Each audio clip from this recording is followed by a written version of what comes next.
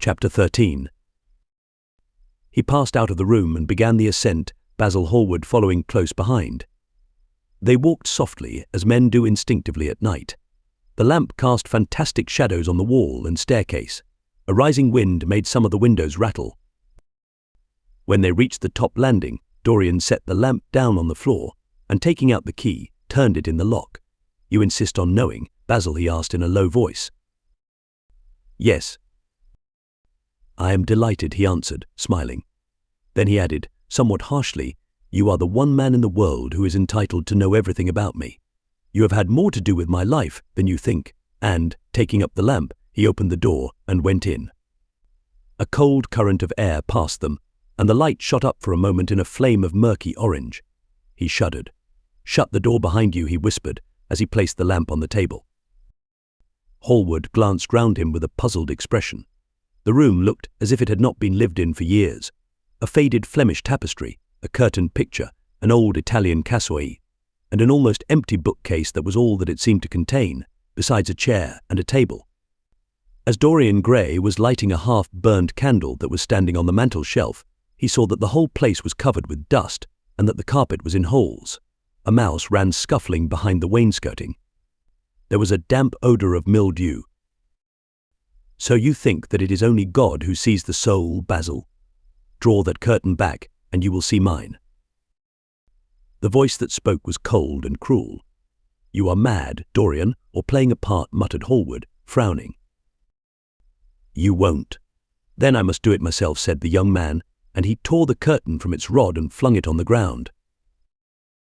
An exclamation of horror broke from the painter's lips as he saw in the dim light the hideous face on the canvas grinning at him. There was something in its expression that filled him with disgust and loathing. Good heavens! It was Dorian Gray's own face that he was looking at.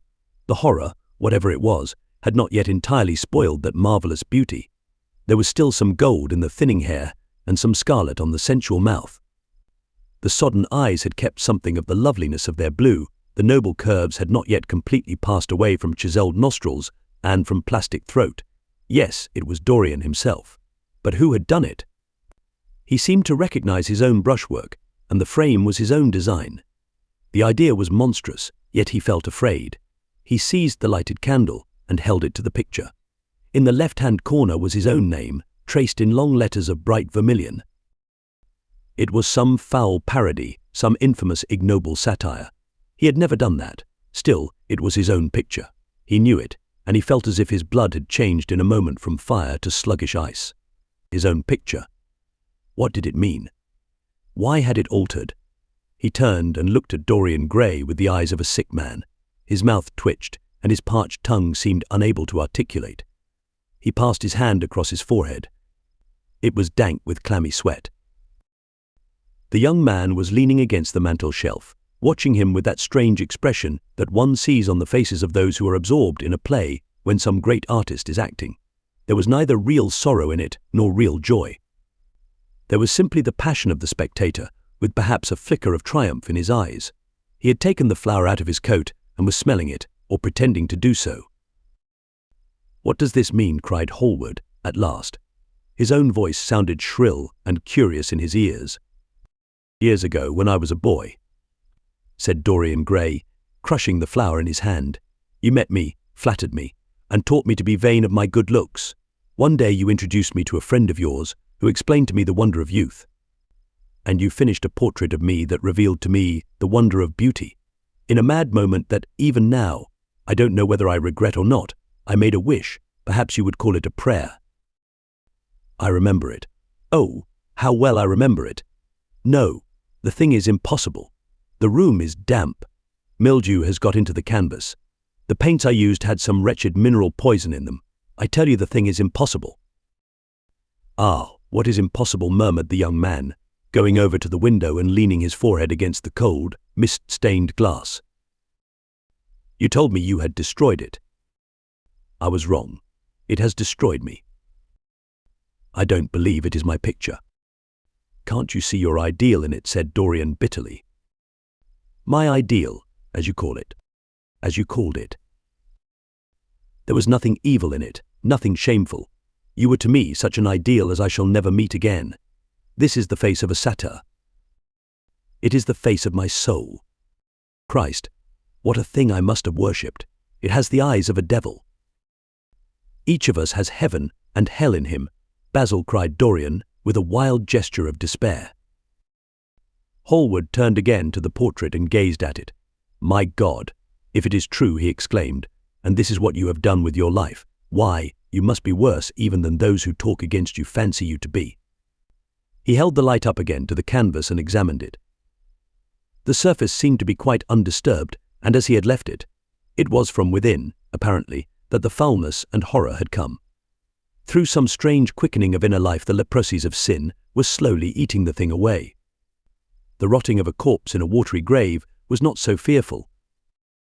His hand shook, and the candle fell from its socket on the floor and lay there sputtering. He placed his foot on it and put it out.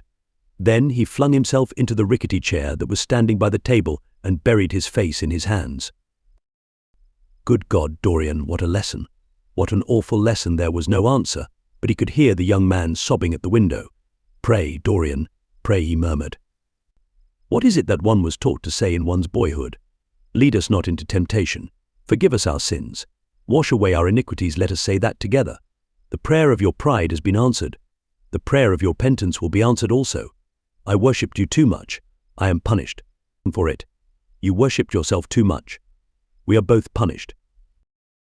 Dorian Gray turned slowly around and looked at him with tear-dimmed eyes. It is too late, Basil, he faltered. It is never too late, Dorian. Let us kneel down and try if we cannot remember a prayer. Isn't there a verse somewhere, though your sins be as scarlet, yet I will make them as white as snow? Those words mean nothing to me now. Hush, don't say that. You have done enough evil in your life. My God, don't you see that accursed thing leering at us? Dorian Gray glanced at the picture, and suddenly an uncontrollable feeling of hatred for Basil Hallward came over him, as though it had been suggested to him by the image on the canvas, whispered into his ear by those grinning lips. The mad passions of a hunted animal stirred within him, and he loathed the man who was seated at the table more than in his whole life he had ever loathed anything. He glanced wildly around. Something glimmered on the top of the painted chest that faced him. His eye fell on it. He knew what it was. It was a knife that he had brought up, some days before, to cut a piece of cord, and had forgotten to take away with him. He moved slowly towards it, passing Hallward as he did so. As soon as he got behind him, he seized it and turned round. Hallward stirred in his chair as if he was going to rise. He rushed at him and dug the knife into the great vein that is behind the ear, crushing the man's head down on the table and stabbing again and again. There was a stifled groan and the horrible sound of someone choking with blood. 3 times the outstretched arms shot up convulsively, waving grotesque, stiff-fingered hands in the air. He stabbed him twice more, but the man did not move. Something began to trickle on the floor. He waited for a moment, still pressing the head down. Then he threw the knife on the table and listened. He could hear nothing but the drip on the threadbare carpet. He opened the door and went out on the landing. The house was absolutely quiet. No one was about. For a few seconds he stood bending over the balustrade and peering down into the black seething well of darkness. Then he took out the key and returned to the room, locking himself in as he did so. But the thing was still seated in the chair, straining over the table with bowed head and humped back and long fantastic arms. Had it not been for the red jagged tear in the neck and the clotted black pool that was slowly widening on the table, one would have said that the man was simply asleep. How quickly it had all been done! He felt strangely calm, and walking over to the window, opened it and stepped out on the balcony. The wind had blown the fog away, and the sky was like a monstrous peacock's tail, starred with myriads of golden eyes. He looked down and saw the policeman going his rounds and flashing the long beam of his lantern on the doors of the silent houses. The crimson spot of a prowling hansom gleamed at the corner and then vanished. A woman in a fluttering shawl was creeping slowly by the railings, staggering as she went. Now and then she stopped and peered back. Once she began to sing in a hoarse voice. The policeman strolled over and said something to her. She stumbled away, laughing. A bitter blast swept across the square. The gas lamps flickered and became blue, and the leafless trees shook their black iron branches to and fro. He shivered and went back, closing the window behind him. Having reached the door, he turned the key and opened it. He did not even glance at the murdered man. He felt that the secret of the whole thing was not to realize the situation. The friend who had painted the fatal portrait to which all his misery had been due had gone out of his life. That was enough. Then he remembered the lamp. It was a rather curious one of Moorish workmanship, made of dull silver inlaid with arabesques of burnished steel and studded with coarse turquoises. Perhaps it might be missed by his servant, and questions would be asked. He hesitated for a moment, then he turned back and took it from the table. He could not help seeing the dead thing. How still it was. How horribly white the long hands looked. It was like a dreadful wax image. Having locked the door behind him, he crept quietly downstairs. The woodwork creaked and seemed to cry out as if in pain. He stopped several times and waited. No, everything was still. It was merely the sound of his own footsteps. When he reached the library, he saw the bag and coat in the corner. They must be hidden away somewhere. He unlocked a secret press that was in the wainscoting, a press in which he kept his own curious disguises, and put them into it. He could easily burn them afterwards. Then he pulled out his watch. It was 20 minutes to 2. He sat down and began to think. Every year, every month, almost men were strangled in England for what he had done. There had been a madness of murder in the air. Some red star had come too close to the earth. And yet, what evidence was there against him? Basil Hallward had left the house at 11. No one had seen him come in again. Most of the servants were at Selby Royal. His valet had gone to bed. Paris. Yes, it was to Paris that Basil had gone, and by the midnight train, as he had intended. With his curious reserved habits, it would be months before any suspicions would be roused. Months. Everything could be destroyed long before then. A sudden thought struck him. He put on his fur coat and hat and went out into the hall. There he paused, hearing the slow, heavy tread of the policeman on the pavement outside, and seeing the flash of the bull's eye reflected in the window. He waited and held his breath. After a few moments he drew back the latch and slipped out, shutting the door very gently behind him. Then he began ringing the bell. In about 5 minutes his valet appeared, half-dressed and looking very drowsy. "I am sorry to have had to wake you up, Francis," he said, stepping in, "but I had forgotten my latch key." "What time is it?" 10 minutes past 2, sir," answered the man, looking at the clock and blinking. 10 minutes past 2. How horribly late. You must wake me at 9 tomorrow. I have some work to do. All right, sir. Did anyone call this evening? Mr. Hallward, sir. He stayed here till 11, and then he went away to catch his train. Oh, I am sorry I didn't see him. Did he leave any message? No, sir, except that he would write to you from Paris if he did not find you at the club. That will do, Francis. Don't forget to call me at 9 tomorrow. No, sir. The man shambled down the passage in his slippers. Dorian Gray threw his hat and coat upon the table and passed into the library. For a quarter of an hour he walked up and down the room, biting his lip and thinking. Then he took down the blue book from one of the shelves and began to turn over the leaves. Alan Campbell, 152, Hertford Street. Mayfair, yes, that was the man he wanted. Chapter 14. At 9 o'clock the next morning his servant came in with a cup of chocolate on a tray and opened the shutters. Dorian was sleeping quite peacefully, lying on his right side, with one hand underneath his cheek. He looked like a boy who had been tired out with play or study. The man had to touch him twice on the shoulder before he woke, and as he opened his eyes a faint smile passed across his lips, as though he had been lost in some delightful dream. Yet he had not dreamed at all. His night had been untroubled by any images of pleasure or of pain, but youth smiles without any reason. It is one of its chiefest charms. He turned round, and leaning upon his elbow, began to sip his chocolate. The mellow November sun came streaming into the room. The sky was bright, and there was a genial warmth in the air. It was almost like a morning in May.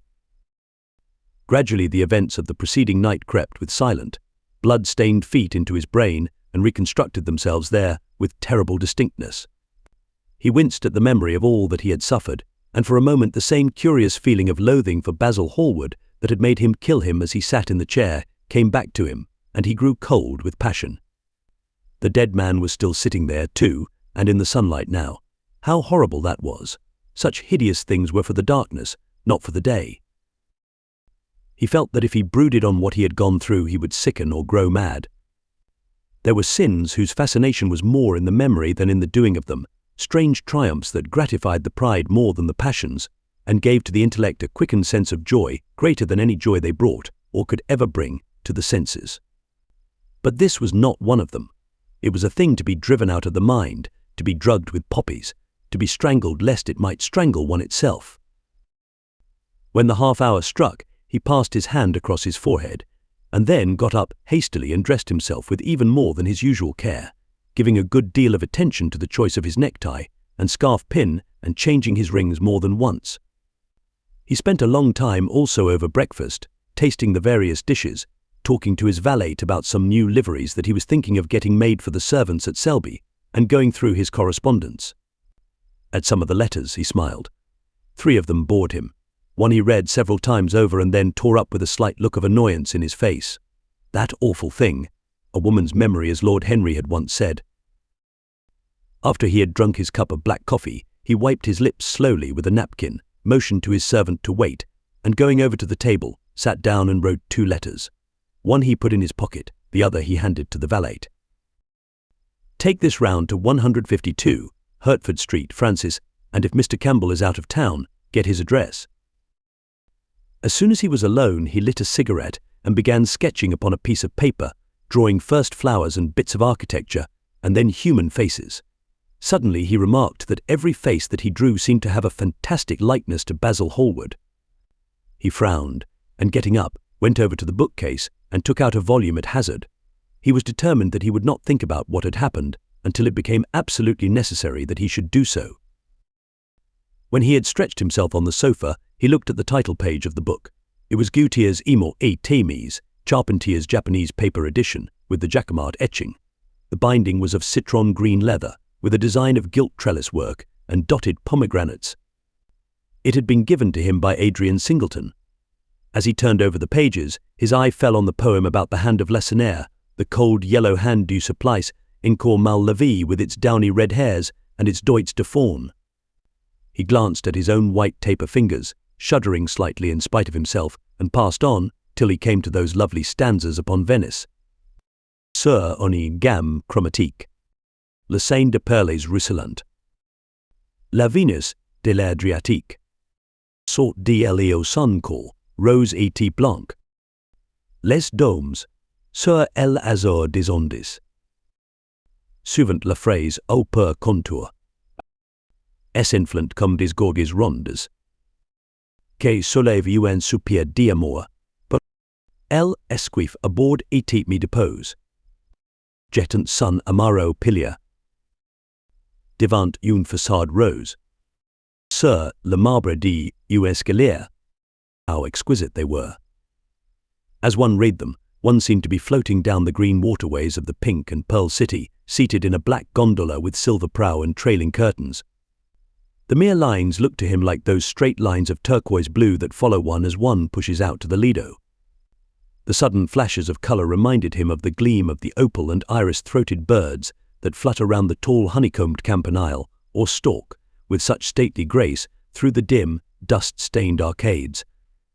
Leaning back with half-closed eyes, he kept saying over and over to himself, Devant une façade rose, sur le marbre du escalier. The whole of Venice was in those 2 lines. He remembered the autumn that he had passed there, and a wonderful love that had stirred him to mad, delightful follies. There was romance in every place. But Venice, like Oxford, had kept the background for romance, and to the true romantic, background was everything, or almost everything. Basil had been with him part of the time, and had gone wild over Tintoret. Poor Basil!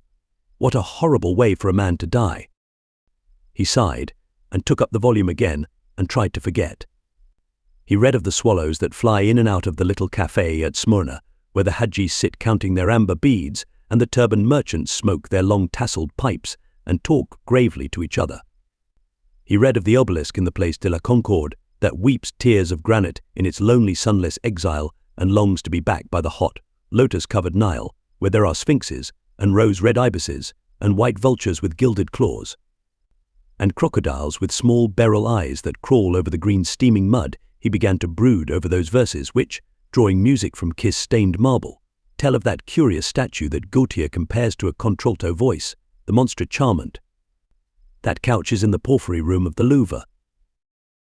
But after a time the book fell from his hand. He grew nervous, and a horrible fit of terror came over him.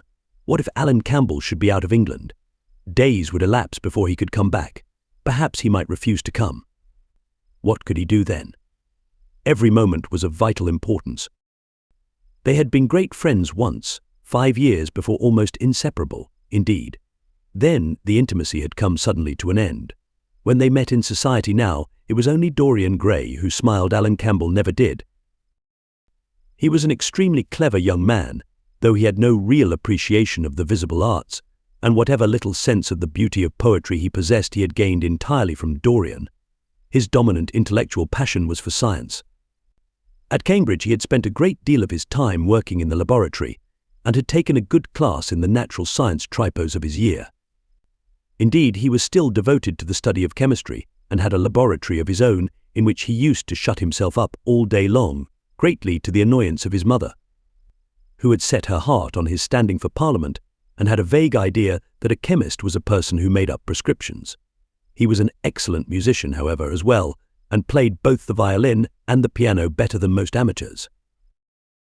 In fact, it was music that had first brought him and Dorian Gray together, music, and that indefinable attraction that Dorian seemed to be able to exercise whenever he wished, and indeed, exercised often without being conscious of it. They had met at Lady Berkshire's the night that Rubinstein played there, and after that used to be always seen together at the opera and wherever good music was going on. For 18 months their intimacy lasted. Campbell was always either at Selby Royal or in Grosvenor Square. To him, as to many others, Dorian Gray was the type of everything that is wonderful and fascinating in life.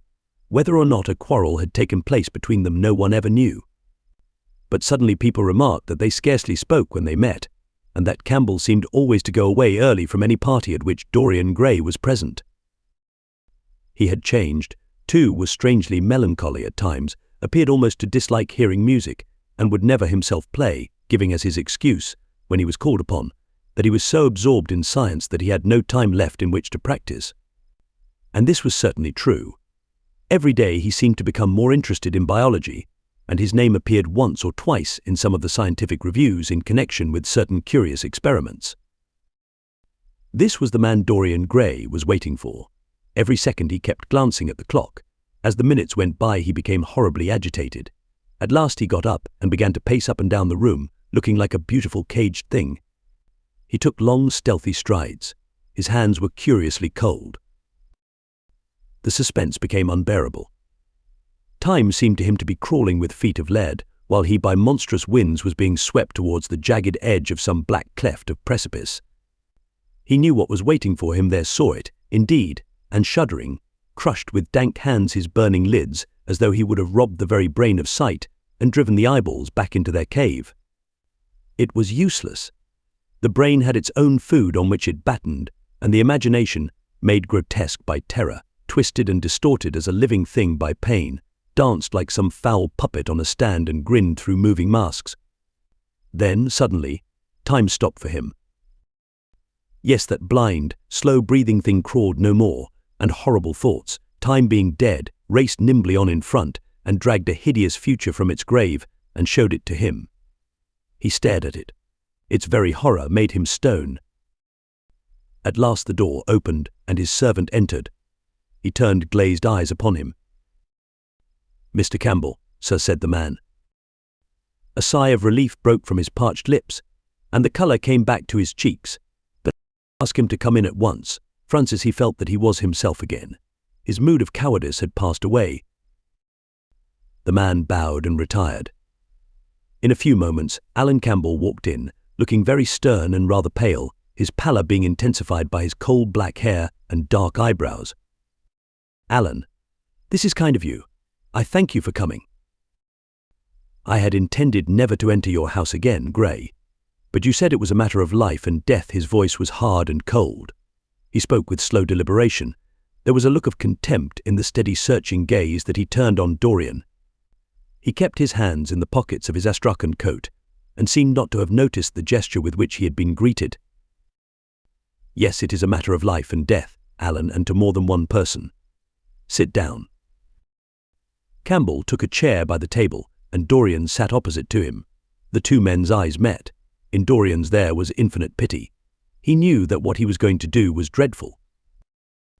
After a strained moment of silence, he leaned across and said, very quietly, but watching the effect of each word upon the face of him he had sent for, "Alan, in a locked room at the top of this house, a room to which nobody but myself has access.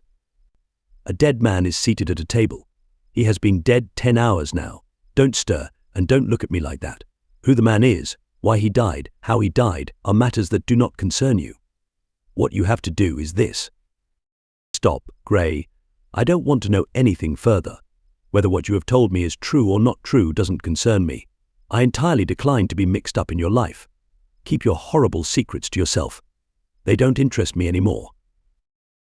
"Alan, they will have to interest you. This one will have to interest you. I am awfully sorry for you, Alan. But I can't help myself. You are the one man who is able to save me. I am forced to bring you into the matter. I have no option. Alan, you are scientific. You know about chemistry and things of that kind. You have made experiments. What you have got to do is to destroy the thing that is upstairs, to destroy it so that not a vestige of it will be left. Nobody saw this person come into the house. Indeed, at the present moment he is supposed to be in Paris. He will not be missed for months. When he is missed, there must be no trace of him found here. You, Alan, you must change him, and everything that belongs to him, into a handful of ashes that I may scatter in the air." "You are mad, Dorian." "Ah, I was waiting for you to call me Dorian." "You are mad, I tell you, mad to imagine that I would raise a finger to help you, mad to make this monstrous confession. I will have nothing to do with this matter, whatever it is. Do you think I am going to peril my reputation for you? What is it to me what devil's work you are up to?" "It was suicide, Alan." "I am glad of that. But who drove him to it? You, I should fancy. Do you still refuse to do this for me?" "Of course I refuse. I will have absolutely nothing to do with it.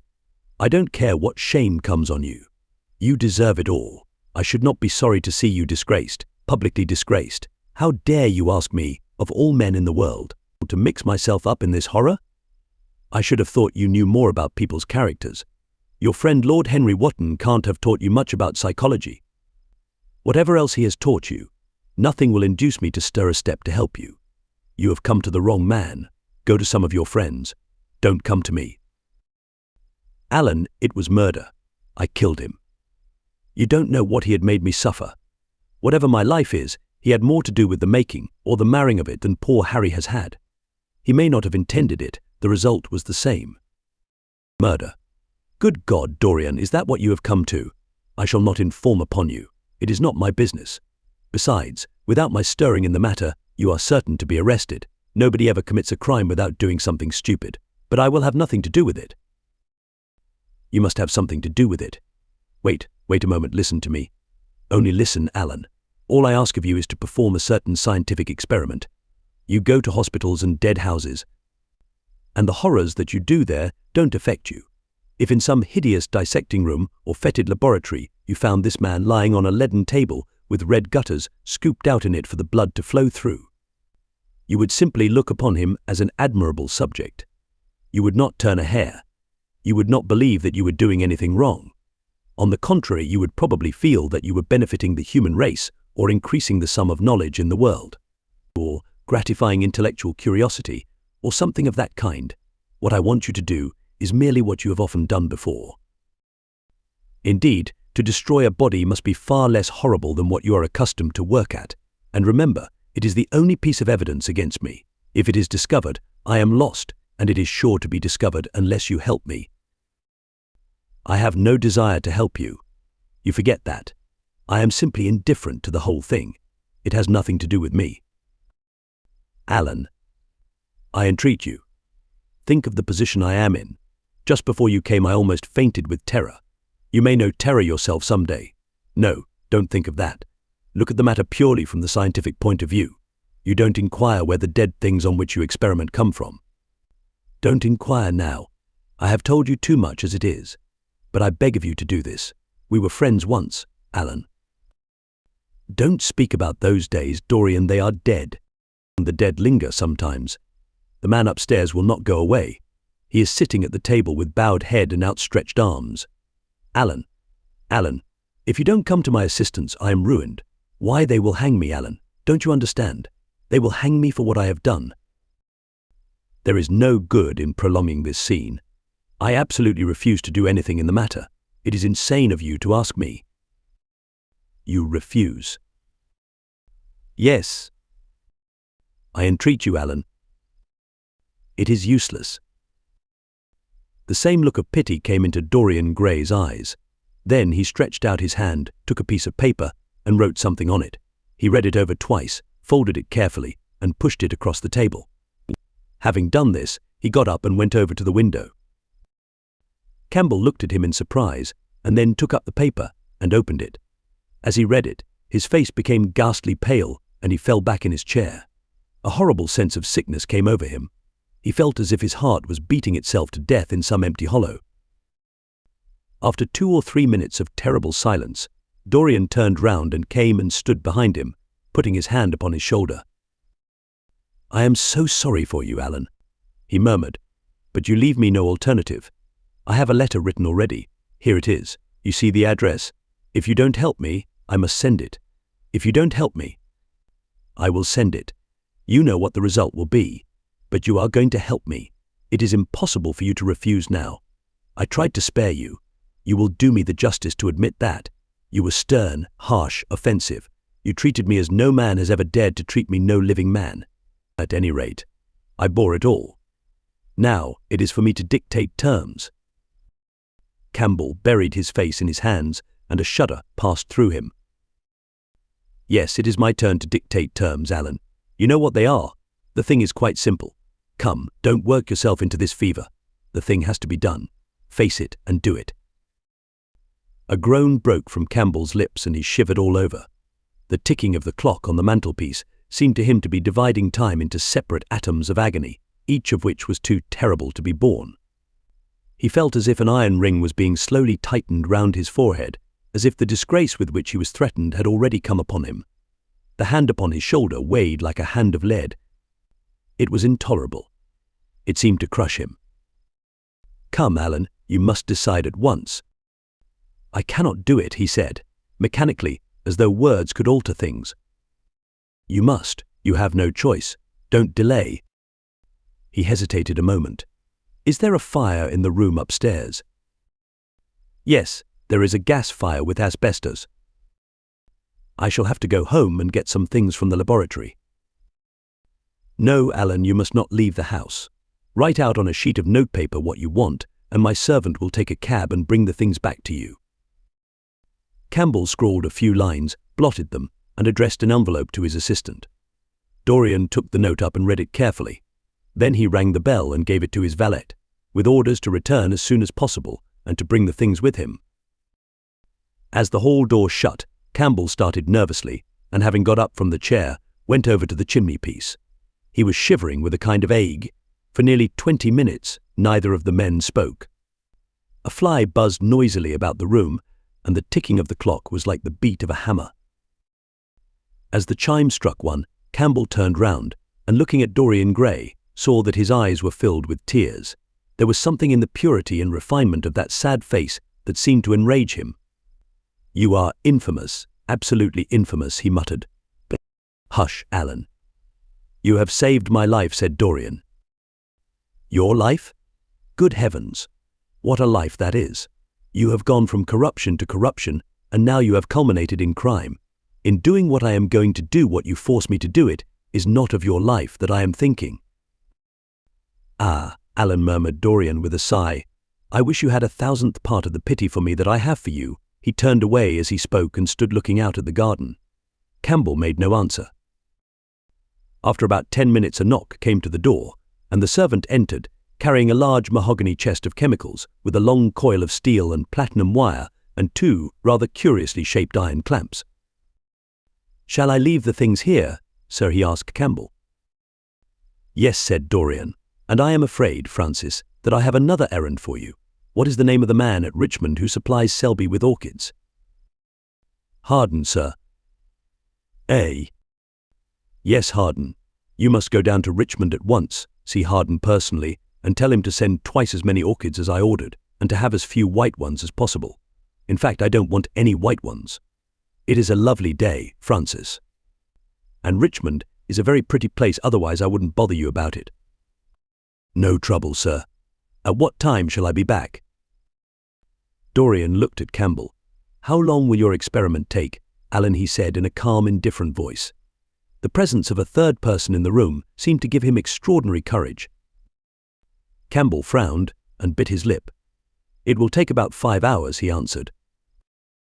"It will be time enough, then, if you are back at 7:30, Francis. Or stay, just leave my things out for dressing. You can have the evening to yourself. I am not dining at home, so I shall not want you." "Thank you, sir," said the man, leaving the room. "Now, Alan, there is not a moment to be lost. How heavy this chest is. I'll take it for you. You bring the other things." He spoke rapidly and in an authoritative manner. Campbell felt dominated by him. They left the room together. When they reached the top landing, Dorian took out the key and turned it in the lock. Then he stopped, and a troubled look came into his eyes. He shuddered. "I don't think I can go in, Alan," he murmured. "It is nothing to me." "I don't require you," said Campbell coldly. Dorian half opened the door. As he did so, he saw the face of his portrait leering in the sunlight. On the floor in front of it, the torn curtain was lying. He remembered the night before he had forgotten, for the first time in his life, to hide the fatal canvas, and was about to rush forward when he drew back with a shudder. What was that loathsome red dew that gleamed, wet and glistening, on one of the hands, as though the canvas had sweated blood? How horrible it was! More horrible, it seemed to him for the moment, than the silent thing that he knew was stretched across the table, the thing whose grotesque misshapen shadow on the spotted carpet showed him that it had not stirred, but was still there as he had left it. He heaved a deep breath, opened the door a little wider, and with half-closed eyes and averted head, walked quickly in, determined that he would not look even once upon the dead man. Then, stooping down and taking up the gold and purple hanging, he flung it right over the picture. There he stopped, feeling afraid to turn round, and his eyes fixed themselves on the intricacies of the pattern before him. He heard Campbell bringing in the heavy chest, and the irons, and the other things that he had required for his dreadful work. He began to wonder if he and Basil Hallward had ever met, and if so, what they had thought of each other. "Leave me now," said a stern voice behind him. He turned and hurried out, just conscious that the dead man had been thrust back into the chair and that Campbell was gazing into a glistening yellow face. As he was going downstairs, he heard the key being turned in the lock. It was long after 7 when Campbell came back into the library. He was pale, but absolutely calm. "I have done what you asked me to do," he muttered. "And now, goodbye. Let us never see each other again." "You have saved me from ruin, Alan. I cannot forget that," said Dorian simply. As soon as Campbell had left, he went upstairs. There was a horrible smell of nitric acid in the room, but the thing that had been sitting at the table was gone. Chapter 15. That evening, at 8:30, exquisitely dressed and wearing a large buttonhole of Parma violets, Dorian Gray was ushered into Lady Narborough's drawing room by bowing servants. His forehead was throbbing with maddened nerves, and he felt wildly excited, but his manner as he bent over his hostess's hand was as easy and graceful as ever. Perhaps one never seems so much at one's ease as when one has to play a part. Certainly no one looking at Dorian Gray that night could have believed that he had passed through a tragedy as horrible as any tragedy of our age. Those finely shaped fingers could never have clutched a knife for sin, nor those smiling lips have cried out on God and goodness. He himself could not help wondering at the calm of his demeanor, and for a moment felt keenly the terrible pleasure of a double life. It was a small party, got up rather in a hurry by Lady Narborough, who was a very clever woman with what Lord Henry used to describe as the remains of really remarkable ugliness. She had proved an excellent wife to one of our most tedious ambassadors, and having buried her husband properly in a marble mausoleum which she had herself designed, and married off her daughters to some rich, rather elderly men, she devoted herself now to the pleasures of French fiction, French cookery, and French esprit when she could get it. Dorian was one of her especial favourites, and she always told him that she was extremely glad she had not met him in early life. "I know, my dear, I should have fallen madly in love with you," she used to say, "and thrown my bonnet right over the mills for your sake. It is most fortunate that you were not thought of at the time. As it was, our bonnets were so unbecoming, and the mills were so occupied in trying to raise the wind, that I never had even a flirtation with anybody. However, that was all Narborough's fault. He was dreadfully short-sighted, and there is no pleasure in taking in a husband who never sees anything." Her guests this evening were rather tedious. The fact was, as she explained to Dorian, behind a very shabby fan, one of her married daughters had come up quite suddenly to stay with her, and, to make matters worse, had actually brought her husband with her. "I think it is most unkind of her, my dear," she whispered. "Of course I go and stay with them every summer after I come from Homburg, but then an old woman like me must have fresh air sometimes, and besides, I really wake them up. You don't know what an existence they lead down there. It is pure unadulterated country life. They get up early, because they have so much to do, and go to bed early, because they have so little to think about. There has not been a scandal in the neighbourhood since the time of Queen Elizabeth, and consequently they all fall asleep after dinner. You shan't sit next either of them. You shall sit by me and amuse me." Dorian murmured a graceful compliment and looked round the room. Yes, it was certainly a tedious party. Two of the people he had never seen before, and the others consisted of Ernest Harrowden, one of those middle-aged mediocrities so common in London clubs, who have no enemies, but are thoroughly disliked by their friends Lady Ruxton, an overdressed woman of 47, with a hooked nose, who was always trying to get herself compromised, but was so peculiarly plain that to her great disappointment no one would ever believe anything against her Mrs. Allin, a pushing nobody, with a delightful lisp and Venetian red hair, Lady Alice Chapman, his hostess's daughter. A dowdy, dull girl, with one of those characteristic British faces that once seen are never remembered, and her husband, a red-cheeked, white-whiskered creature, who, like so many of his class, was under the impression that inordinate joviality can atone for an entire lack of ideas. He was rather sorry he had come, till Lady Narborough, looking at the great ormolu gilt clock that sprawled in gaudy curves on the mauve-draped mantel-shelf, exclaimed, "How horrid of Henry Wotton to be so late. I sent round to him this morning on chance, and he promised faithfully not to disappoint me." It was some consolation that Harry was to be there, and when the door opened and he heard his slow musical voice lending charm to some insincere apology, he ceased to feel bored. But at dinner he could not eat anything. Plate after plate went away untasted. Lady Narborough kept scolding him for what she called an insult to poor Adolphe, who invented the menu specially for you. And now and then Lord Henry looked across at him, wondering at his silence and abstracted manner. From time to time the butler filled his glass with champagne. He drank eagerly, and his thirst seemed to increase. "Dorian," said Lord Henry at last, as the chawed Freud was being handed round, "what is the matter with you tonight? You are quite out of sorts." "I believe he is in love," cried Lady Narborough, "and that he is afraid to tell me for fear I should be jealous. He is quite right. I certainly should." "Dear Lady Narborough," murmured Dorian, smiling, "I have not been in love for a whole week, not, in fact, since Madame de Ferrol left town." "How you men can fall in love with that woman," exclaimed the old lady. "I really cannot understand it." "It is simply because she remembers you when you were a little girl," Lady Narborough said Lord Henry. "She is the one link between us and your short frocks." "She does not remember my short frocks at all, Lord Henry, but I remember her very well at Vienna 30 years ago, and how décolletée she was then."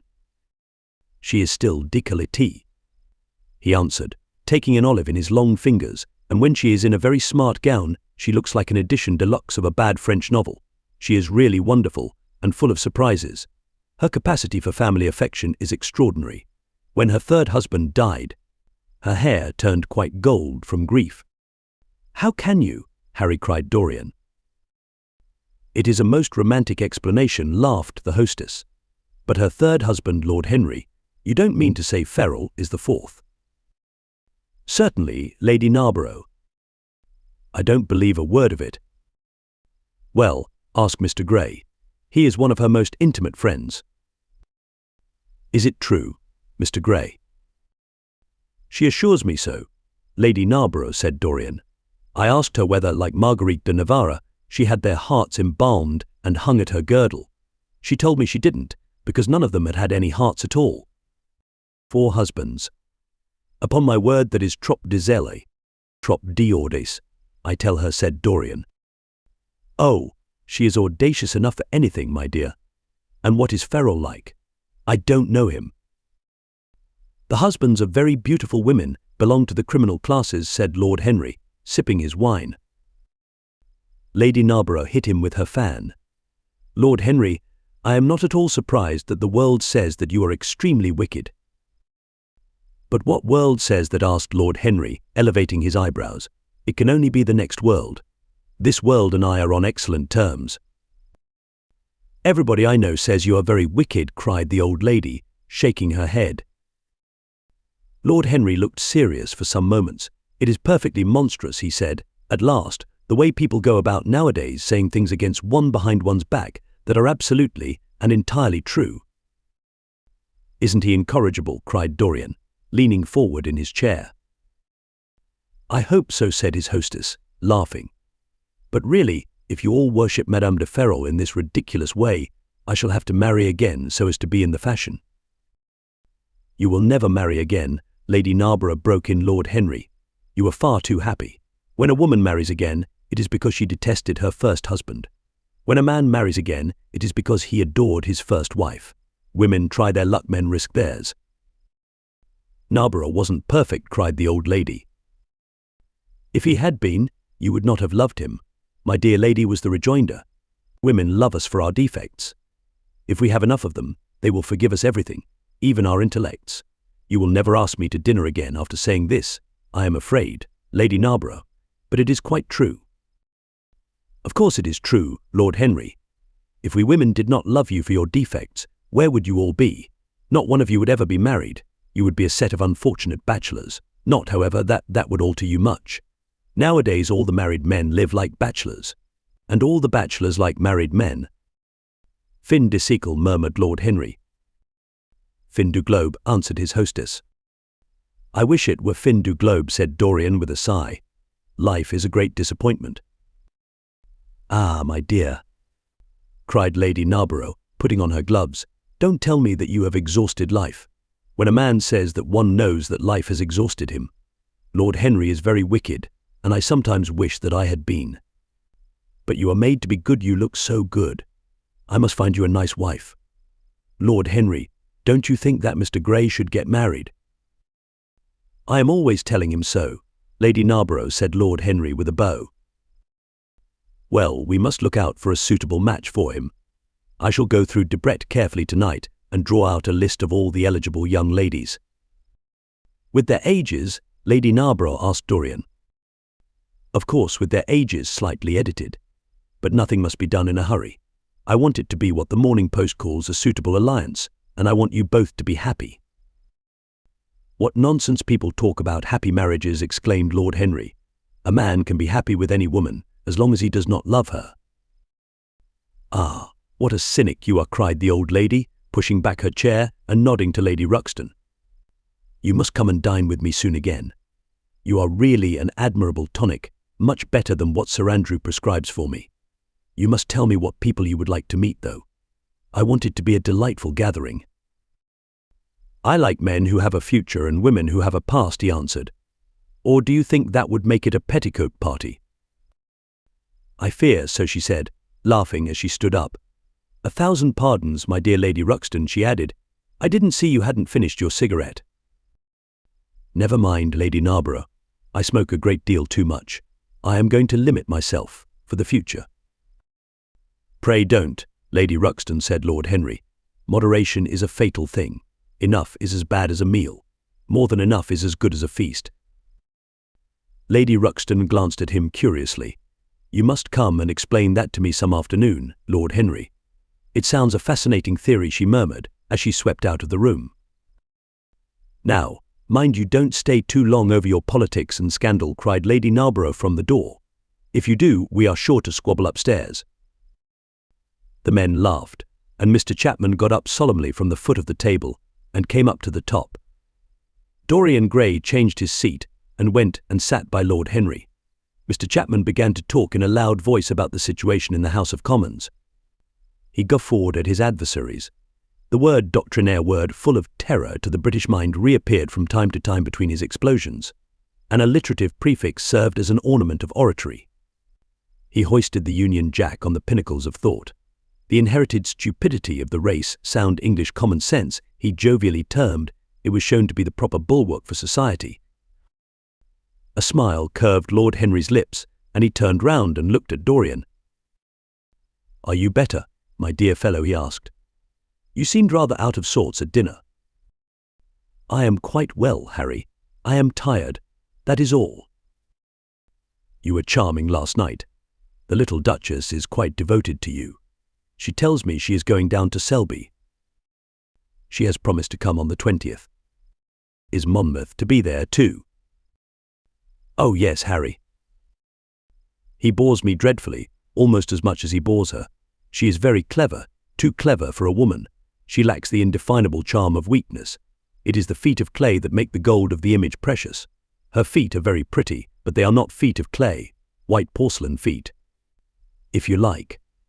They have been through the fire, and what fire does not destroy, it hardens. She has had experiences." "How long has she been married?" asked Dorian. "An eternity, she tells me. I believe, according to the peerage, it is 10 years, but 10 years with Monmouth must have been like eternity, with time thrown in. Who else is coming?" "Oh, the Willoughbys, Lord Rugby and his wife, our hostess, Geoffrey Clouston, the usual set. I have asked Lord Grotrian." "I like him," said Lord Henry. "A great many people don't, but I find him charming. He atones for being occasionally somewhat overdressed by being always absolutely overeducated. He is a very modern type." "I don't know if he will be able to come, Harry. He may have to go to Monte Carlo with his father." "Ah, what a nuisance people's people are. Try and make him come. By the way, Dorian, you ran off very early last night. You left before 11. What did you do afterwards? Did you go straight home?" Dorian glanced at him hurriedly and frowned. "No, Harry," he said at last, "I did not get home till nearly 3. "Did you go to the club?" "Yes," he answered. Then he bit his lip. "No, I don't mean that. I didn't go to the club. I walked about.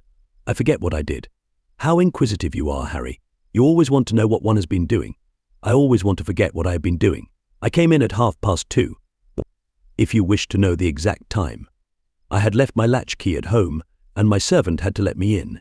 If you want any corroborative evidence on the subject, you can ask him." Lord Henry shrugged his shoulders. "My dear fellow, as if I cared. Let us go up to the drawing-room." "No sherry, thank you, Mr. Chapman. Something has happened to you, Dorian. Tell me what it is. You are not yourself tonight." "Don't mind me, Harry. I am irritable and out of temper. I shall come round and see you tomorrow, or next day. Make my excuses to Lady Narborough. I shan't go upstairs. I shall go home. I must go home." "All right, Dorian. I dare say I shall see you tomorrow at tea-time. The Duchess is coming." "I will try to be there, Harry," he said, leaving the room. As he drove back to his own house, he was conscious that the sense of terror he thought he had strangled had come back to him. Lord Henry's casual questioning had made him lose his nerve for the moment, and he wanted his nerve still. Things that were dangerous had to be destroyed. He winced. He hated the idea of even touching them. Yet it had to be done. He realized that, and when he had locked the door of his library, he opened the secret press into which he had thrust Basil Hallward's coat and bag. A huge fire was blazing. He piled another log on it. The smell of the singeing clothes and burning leather was horrible. It took him 3/4 of an hour to consume everything. At the end he felt faint and sick, and having lit some Algerian pastilles in a pierced copper brazier, he bathed his hands and forehead with a cool musk-scented vinegar. Suddenly he started. His eyes grew strangely bright, and he gnawed nervously at his underlip. Between 2 of the windows stood a large Florentine cabinet, made out of ebony and inlaid with ivory and blue lapis. He watched it as though it were a thing that could fascinate and make afraid, as though it held something that he longed for and yet almost loathed. His breath quickened. A mad craving came over him. He lit a cigarette and then threw it away. His eyelids drooped till the long fringed lashes almost touched his cheek. But he still watched the cabinet. At last he got up from the sofa on which he had been lying, went over to it, and having unlocked it, touched some hidden spring. A triangular drawer passed slowly out. His fingers moved instinctively towards it, dipped in, and closed on something. It was a small Chinese box of black and gold dust lacquer, elaborately wrought, the sides patterned with curved waves, and the silken cords hung with round crystals and tasseled in plated metal threads. He opened it. Inside was a green paste, waxy in lustre, the odour curiously heavy and persistent. He hesitated for some moments, with a strangely immobile smile upon his face. Then, shivering, though the atmosphere of the room was terribly hot, he drew himself up and glanced at the clock. It was 20 minutes to 12. He put the box back, shutting the cabinet doors as he did so, and went into his bedroom. As midnight was striking bronze blows upon the dusky air, Dorian Gray, dressed commonly, and with a muffler wrapped round his throat, crept quietly out of his house. In Bond Street he found a hansom with a good horse. He hailed it, and in a low voice gave the driver an address. The man shook his head. "It is too far for me," he muttered. "Here is a sovereign for you," said Dorian. "You shall have another if you drive fast." "All right, sir," answered the man. "You will be there in an hour." And after his fare had got in, he turned his horse round and drove rapidly towards the river. Chapter 16. A cold rain began to fall, and the blurred street lamps looked ghastly in the dripping mist. The public houses were just closing, and dim men and women were clustering in broken groups round their doors. From some of the bars came the sound of horrible laughter. In others, drunkards brawled and screamed. Lying back in the hansom, with his hat pulled over his forehead, Dorian Gray watched with listless eyes the sordid shame of the great city, and now and then he repeated to himself the words that Lord Henry had said to him on the first day they had met, to cure the soul by means of the senses. And the senses by means of the soul, yes, that was the secret. He had often tried it, and would try it again now. There were opium dens where one could buy oblivion, dens of horror, where the memory of old sins could be destroyed by the madness of sins that were new. The moon hung low in the sky like a yellow skull. From time to time a huge misshapen cloud stretched a long arm across and hid it. The gas lamps grew fewer, and the streets more narrow and gloomy. Once the man lost his way and had to drive back half a mile. A steam rose from the horse as it splashed up the puddles. The side windows of the hansom were clogged with a grey flannel mist. To cure the soul by means of the senses, and the senses by means of the soul, how the words rang in his ears. His soul certainly was sick to death. Was it true that the senses could cure it? Innocent blood had been spilled. What could atone for that? For that there was no atonement, but though forgiveness was impossible, forgetfulness was possible still, and he was determined to forget, to stamp the thing out, to crush it as one would crush the adder that had stung one. Indeed, what right had Basil to have spoken to him as he had done? Who had made him a judge over others? He had said things that were dreadful, horrible, not to be endured. On and on plodded the hansom, going slower, it seemed to him, at each step. He thrust up the trap and called to the man to drive faster. The hideous hunger for opium began to gnaw at him. His throat burned and his delicate hands twitched nervously together. He struck at the horse madly with his stick. The driver laughed and whipped up. He laughed in answer, and the man was silent. The way seemed interminable, and the streets like the black web of some sprawling spider. The monotony became unbearable, and as the mist thickened, he felt afraid. Then they passed by lonely brickfields. The fog was lighter here, and he could see the strange, bottle-shaped kilns with their orange, fan-like tongues of fire. A dog barked as they went by, and far away in the darkness some wandering seagull screamed.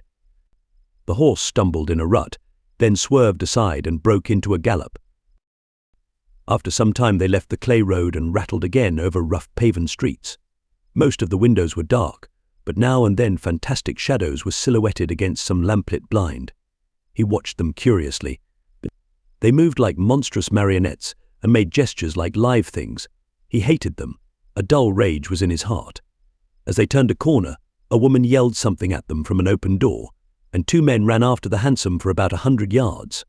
The driver beat at them with his whip. It is said that passion makes one think in a circle. Certainly with hideous iteration, the bitten lips of Dorian Gray shaped and reshaped those subtle words that dealt with soul and sense, till he had found in them the full expression, as it were, of his mood, and justified by intellectual approval. Passions that without such justification would still have dominated his temper. From cell to cell of his brain crept the one thought and the wild desire to live, most terrible of all man's appetites, quickened into force each trembling nerve and fibre. Ugliness that had once been hateful to him because it made things real, became dear to him now for that very reason. Ugliness was the one reality. The coarse brawl, the loathsome den, the crude violence of disordered life, the very vileness of thief and outcast were more vivid, in their intense actuality of impression, than all the gracious shapes of art, the dreamy shadows of song. They were what he needed for forgetfulness. In 3 days he would be free. Suddenly the man drew up with a jerk at the top of a dark lane. Over the low roofs and jagged chimney stacks of the houses rose the black masts of ships. Wreaths of white mist clung like ghostly sails to the yards. "Somewhere about here, sir, ain't it?" he asked huskily through the trap. Dorian started and peered round. "This will do," he answered, and having got out hastily and given the driver the extra fare he had promised him, he walked quickly in the direction of the quay. Here and there a lantern gleamed at the stern of some huge merchantman. The light shook and splintered in the puddles. A red glare came from an outward-bound steamer that was coaling. The slimy pavement looked like a wet mackintosh. He hurried on towards the left, glancing back now and then to see if he was being followed. In about 7 or 8 minutes he reached a small shabby house that was wedged in between two gaunt factories. In one of the top windows stood a lamp. He stopped and gave a peculiar knock. After a little time he heard steps in the passage and the chain being unhooked. The door opened quietly, and he went in without saying a word to the squat, misshapen figure that flattened itself into the shadow as he passed. At the end of the hall hung a tattered green curtain that swayed and shook in the gusty wind which had followed him in from the street. He dragged it aside and entered a long, low room which looked as if it had once been a third-rate dancing saloon. Shrill, flaring gas jets, dulled and distorted in the fly-blown mirrors that faced them, were ranged round the walls. Greasy reflectors of ribbed tin backed them, making quivering discs of light. The floor was covered with ochre-coloured sawdust, trampled here and there into mud and stained with dark rings of spilled liquor. Some Malays were crouching by a little charcoal stove, playing with bone counters and showing their white teeth as they chattered. In one corner, with his head buried in his arms, a sailor sprawled over a table, and by the tawdrily painted bar that ran across one complete side stood 2 haggard women, mocking an old man who was brushing the sleeves of his coat with an expression of disgust. "He thinks he's got red ants on him," laughed one of them, as Dorian passed by. The man looked at her in terror and began to whimper. At the end of the room there was a little staircase leading to a darkened chamber. As Dorian hurried up its 3 rickety steps, the heavy odour of opium met him. He heaved a deep breath, and his nostrils quivered with pleasure. When he entered, a young man with smooth yellow hair, who was bending over a lamp lighting a long thin pipe, looked up at him and nodded in a hesitating manner. "You here?" Adrian muttered Dorian. "Where else should I be?" he answered, listlessly. "None of the chaps will speak to me now." "I thought you had left England." "Darlington is not going to do anything. My brother paid the bill at last. George doesn't speak to me either. I don't care," he added with a sigh. "As long as one has this stuff, one doesn't want friends. I think I have had too many friends." Dorian winced and looked round at the grotesque things that lay in such fantastic postures on the ragged mattresses. The twisted limbs, the gaping mouths, the staring lustreless eyes fascinated him. He knew in what strange heavens they were suffering, and what dull hells were teaching them the secret of some new joy. They were better off than he was. He was prisoned in thought. Memory, like a horrible malady, was eating his soul away. From time to time he seemed to see the eyes of Basil Hallward looking at him. Yet he felt he could not stay. The presence of Adrian Singleton troubled him. He wanted to be where no one would know who he was. He wanted to escape from himself. "I am going on to the other place," he said after a pause. "On the wharf." "On the wharf?" "Yes." "That mad cat is sure to be there. They won't have her in this place now." Dorian shrugged his shoulders. "I am sick of women who love one. Women who hate one are much more interesting. Besides, the stuff is better. Much the same. I like it better. Come and have something to drink. I must have something." "I don't want anything," murmured the young man. "Never mind." Adrian Singleton rose up wearily and followed Dorian to the bar. A half-caste, in a ragged turban and a shabby ulster, grinned a hideous greeting as he thrust a bottle of brandy and 2 tumblers in front of them. The women sidled up and began to chatter. Dorian turned his back on them and said something in a low voice to Adrian Singleton. A crooked smile, like a Malay crease, writhed across the face of one of the women. "We are very proud tonight," she sneered. "For God's sake, don't talk to me," cried Dorian, stamping his foot on the ground. "What do you want?" "Money." "Here it is. Don't ever talk to me again." 2 red sparks flashed for a moment in the woman's sodden eyes, then flickered out and left them dull and glazed. She tossed her head and raked the coins off the counter with greedy fingers. Her companion watched her enviously. "It's no use," sighed Adrian Singleton. "I don't care to go back. What does it matter? I am quite happy here." "You will write to me if you want anything, won't you?" said Dorian, after a pause. "Perhaps." "Good night, then." "Good night," answered the young man, passing up the steps and wiping his parched mouth with a handkerchief.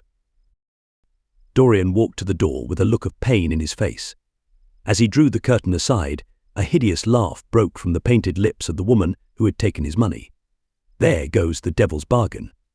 She hiccuped in a hoarse voice. "Curse you," he answered. "Don't call me that." She snapped her fingers. "Prince Charming is what you like to be called, ain't it?" she yelled after him. The drowsy sailor leaped to his feet as she spoke and looked wildly round. The sound of the shutting of the hall door fell on his ear. He rushed out as if in pursuit. Dorian Gray hurried along the quay through the drizzling rain. His meeting with Adrian Singleton had strangely moved him, and he wondered if the ruin of that young life was really to be laid at his door, as Basil Hallward had said to him with such infamy of insult. He bit his lip, and for a few seconds his eyes grew sad. Yet, after all, what did it matter to him? One's days were too brief to take the burden of another's errors on one's shoulders. Each man lived his own life and paid his own price for living it. The only pity was one had to pay so often for a single fault. One had to pay over and over again, indeed. In her dealings with man, destiny never closed her accounts. There are moments, psychologists tell us, when the passion for sin, or for what the world calls sin, so dominates a nature that every fiber of the body, as every cell of the brain, seems to be instinct with fearful impulses. Men and women at such moments lose the freedom of their will. They move to their terrible end as automatons move. Choice is taken from them, and conscience is either killed, or, if it lives at all, lives but to give rebellion its fascination and disobedience its charm. For all sins, as theologians weary not of reminding us, are sins of disobedience. When that high spirit, that morning star of evil, fell from heaven, it was as a rebel that he fell. Callous, concentrated on evil, with stained mind and soul hungry for rebellion, Dorian Gray hastened on, quickening his step as he went, but as he darted aside into a dim archway that had served him often as a short-cut to the ill-famed place where he was going, he felt himself suddenly seized from behind, and before he had time to defend himself, he was thrust back against the wall, with a brutal hand round his throat. He struggled madly for life, and by a terrible effort wrenched the tightening fingers away. In a second he heard the click of a revolver, and saw the gleam of a polished barrel, pointing straight at his head and the dusky form of a short, thick-set man facing him. "What do you want?" he gasped. "Keep quiet," said the man. "If you stir, I shoot you." "You are mad. What have I done to you?" "You wrecked the life of Sibyl Vane," was the answer, "and Sibyl Vane was my sister. She killed herself. I know it. Her death is at your door. I swore I would kill you in return. For years I have sought you. I had no clue. no trace. The two people who could have described you were dead. I knew nothing of you but the pet name she used to call you. I heard it tonight by chance. Make your peace with God, for tonight you are going to die." Dorian Gray grew sick with fear. "I never knew her," he stammered. "I never heard of her. You are mad. You had better confess your sin, for as sure as I am James Vane, you are going to die." There was a horrible moment. Dorian did not know what to say or do. "Down on your knees," growled the man. "I give you 1 minute to make your peace, no more. I go on board tonight for India, and I must do my job first. 1 minute, that's all." Dorian's arms fell to his side. Paralyzed with terror, he did not know what to do. Suddenly a wild hope flashed across his brain. "Stop," he cried. "How long ago is it since your sister died? Quick, tell me." 18 years, said the man. "Why do you ask me? What do years matter?" 18 years, laughed Dorian Gray, with a touch of triumph in his voice. 18 years. Set me under the lamp and look at my face." James Vane hesitated for a moment, not understanding what was meant. Then he seized Dorian Gray and dragged him from the archway. Dim and wavering as was the wind-blown light, yet it served to show him the hideous error, as it seemed, into which he had fallen, for the face of the man he had sought to kill had all the bloom of boyhood, all the unstained purity of youth. He seemed little more than a lad of 20 summers, hardly older, if older indeed at all, than his sister had been when they had parted so many years ago. It was obvious that this was not the man who had destroyed her life. He loosened his hold and reeled back. My God," he cried, "and I would have murdered you." Dorian Gray drew a long breath. "You have been on the brink of committing a terrible crime, my man," he said, looking at him sternly. "Let this be a warning to you not to take vengeance into your own hands." "Forgive me," Sir muttered James Vane. "I was deceived. A chance word I heard in that damned den set me on the wrong track." "You had better go home and put that pistol away, or you may get into trouble," said Dorian, turning on his heel and going slowly down the street. James Vane stood on the pavement in horror. He was trembling from head to foot. After a little while, a black shadow that had been creeping along the dripping wall moved out into the light and came close to him with stealthy footsteps. He felt a hand laid on his arm and looked round with a start. It was one of the women who had been drinking at the bar. "Why didn't you kill him?" she hissed out, putting haggard face quite close to his. "I knew you were following him when you rushed out from Daly's. You fool, you should have killed him. He has lots of money, and he's as bad as bad." "He is not the man I am looking for," he answered, "and I want no man's money. I want a man's life. The man whose life I want must be nearly 40 now. This one is little more than a boy. Thank God, I have not got his blood upon my hands." The woman gave a bitter laugh. "Little more than a boy," she sneered. "Why, man, it's nigh on 18 years since Prince Charming made me what I am." "You lie," cried James Vane. She raised her hand up to heaven. "Before God, I am telling the truth," she cried. "Before God. Strike me dumb if it ain't so.